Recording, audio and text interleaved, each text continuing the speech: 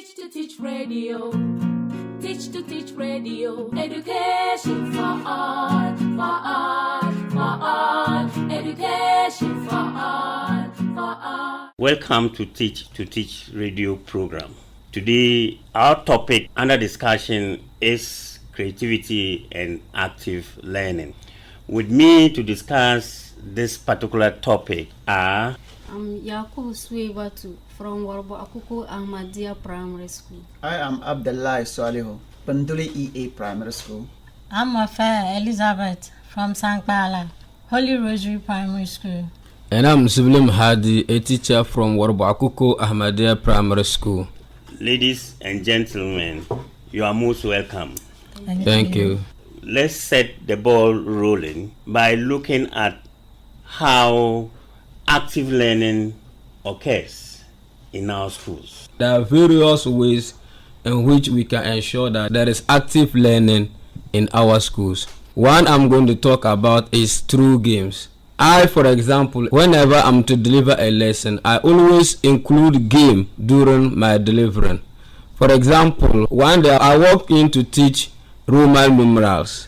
So I went with number cards. So the game we played with was healthy choices, but I modified it to teach my lesson. So I put the students into a group of two, group A and B. So I gave them the same cards containing the same Roman numerals, but each child was holding a 1. So as the teacher, I told them that I am going to mention a number. So they then look into the cards that they are holding. The one holding each corresponding Roman numeral we set off from his right hand side. So the person in each group who is able to get into his original position first becomes the winner. So because of that, they were all paying attention and actively involved in the lesson throughout. Just as Mr. Hardy put it, in my school, for instance, we usually do it through group activities. You put the pupils into groups, give them a task, and ask them to discuss it among themselves and come out with a solution. When you do that, you see the excitement that they usually go with. What they usually do is, they will do it, then they will come and explain it to the whole class in groups. Even next time, when you come in, they will rather be asking you to do it that way. So you just know that it's going. So learning usually occurs in my schools through group activities. Yeah, active learning occurs through group activities. Any other? I can also say we can achieve active learning by the use of discussion. I, for instance, in my class use discussion, and by so doing, I make sure the learning materials have been provided to the learners. With that, they will all want to use the materials. And with that, the understanding of the learners will be so effective. Very good. When they use the materials, their understanding will be very effective. Any other? I would say active learning occurs in my school through the use of songs with gestures, singing along with the lesson and showing the actions for the learners to see what you are actually doing. And with that, it sticks within them and even helps them to remember it faster. An example is me teaching the parts of the body and then with a song and then touching the parts for the learners to know what I'm about. That is fine. Yeah, touching the parts helps the learner to understand better, because when they touch, they mention the name. Very good. Everybody is actively involved. They learn by doing. Yeah. Another way learning occur in my class is through role play. What we usually do is that I will bring the pupils out, then I will ask them to read some certain portions and play it, and they usually enjoy it, and it engages them and makes them participate more in that activities. So role play is also one of the ways of involving the children to be actively in active learning process. Very good. I think another way should be the discussion method, where I actively involve the learners in the lesson. I give them the opportunity to think about the question, discuss it among themselves, then bring out the solution. For example, if I should pair them, maybe 2-2, and ask them to do the discussion together, with that, they are able to contribute more to the lesson. Teach to Teach Radio. Teach to Teach Radio. Education for all, for all, for all. Will you agree with a teacher's assertion that he will not use discussion as part of the strategies to bring about active learning in class because some children will still stay passive? I will not agree to that. It depends the kind of discussion you said in your class. Normally, when you have a very large class and you want to do discussion, we have to put them either into small groups or you do what we call think per share. In that one, there will be 2 each. So you think about it, share with your colleague. For some time, the other person will also think and share with the other colleague. So because they are doing that, none of them will be passive. They will all be actively involved. Exactly what I wanted to say. It depends how the discussion take place. If you just stand in front of them as a teacher, then you are asking them, some of them are afraid to speak in public. But when you put them among their peers and ask them to speak with one another and make it fun, just as we do in our various schools, I don't think you will even say that we don't need to use discussion. When you do that, you yourself will also love it because we are loving it in our various schools. Yes. And I think before the discussion method will set in, you have something like an observation method. You give them something to look up to, something to think about, something to touch or play with before you then give them the opportunity to do the discussion among themselves. And in that way, it will give them the opportunity to speak out. Very good. So I don't think discussion that bad in the classroom. Not bad. So the teacher may not be right, isn't it? Yes. Yes. You have something I to can say. also say discussion is not a bad method. Because as you are teaching them, talking with them, you make sure that you ask questions about what you are doing. And by so doing, they will be preparing to answer questions after what you are saying. So because of that, they will prepare or involve in what you are doing. You get themselves involved in whatever you are doing. That is very true. What of in a situation where you have a large class, still on discussion, based on the teacher's assertion, probably he's looking at a large class size. Will you still agree that discussion is appropriate? That is where it's even necessary.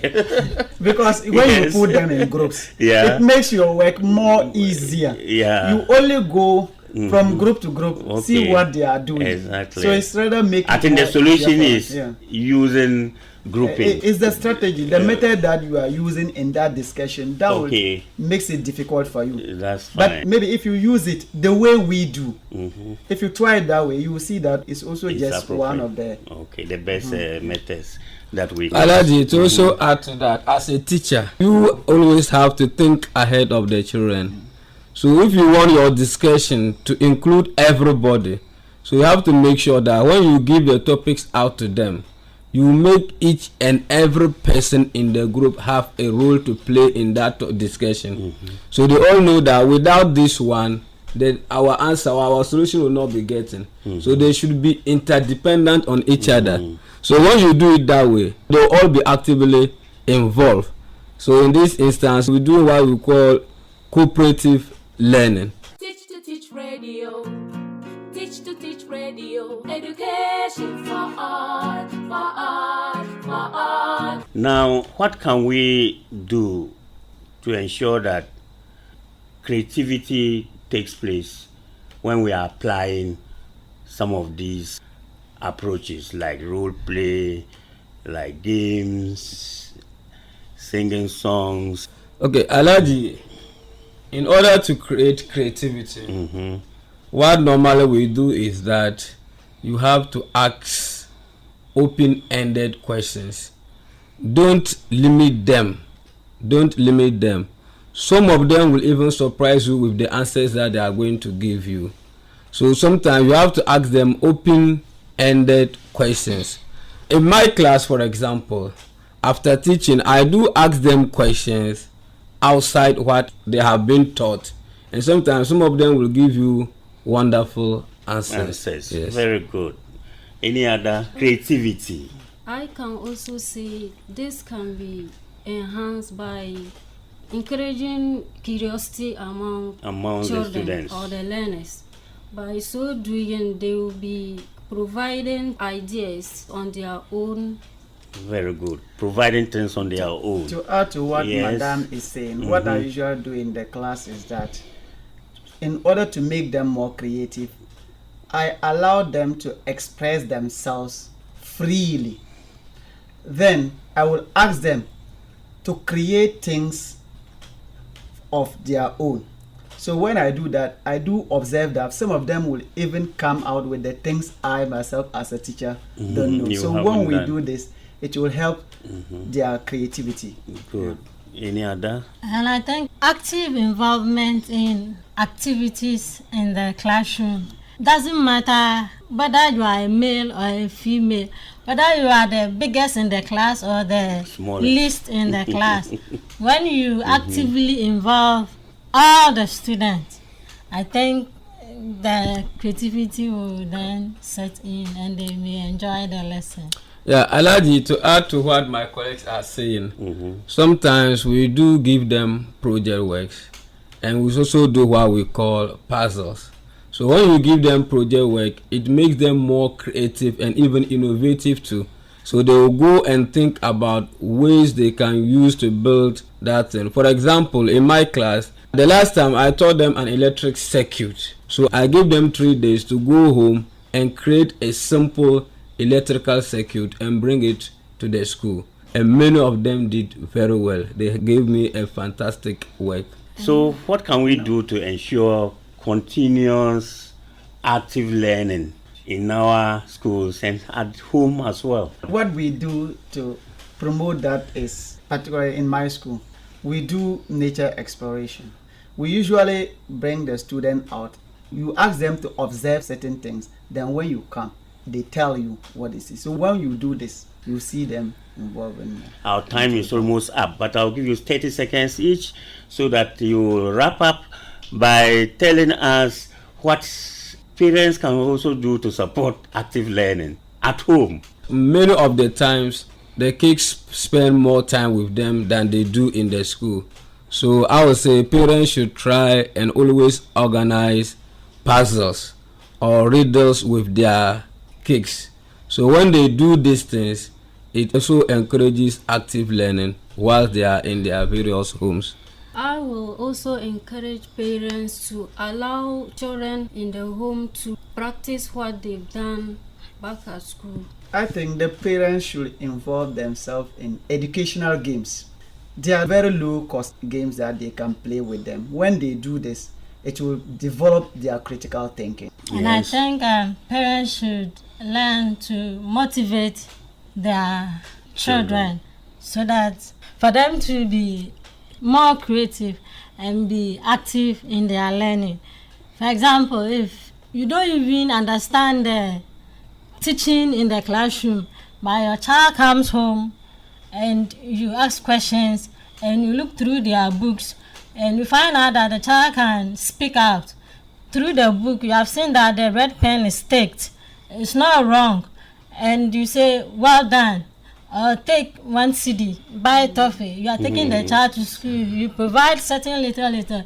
That encourages the child to be more active in his or her learning. Very good. Thank you very much. All too soon, we have come to the end of our discussion. We hope next time when we call on you again, you will make yourself available for us to discuss more important topics for the benefit of our community. On this note, I'll say thank you very much for me. Thank you. I appreciate it. Thank you too. Teach to Teach Radio. Teach to Teach Radio. Education for all, for all, for all. Education for all, for all. Hi, this is Wiyala. I support Teach to Teach because education changes lives, especially for girls. So let's take advantage of the positive impact education can have on our lives, our communities, and our people. Teach to Teach is produced by Teach2Teach International in collaboration with the Center for Literacy and Vocational Studies, Ronin Africa, and Radio Savannah. You can find Teach2Teach International and Teach2Teach Radio on YouTube, Twitter, and Facebook.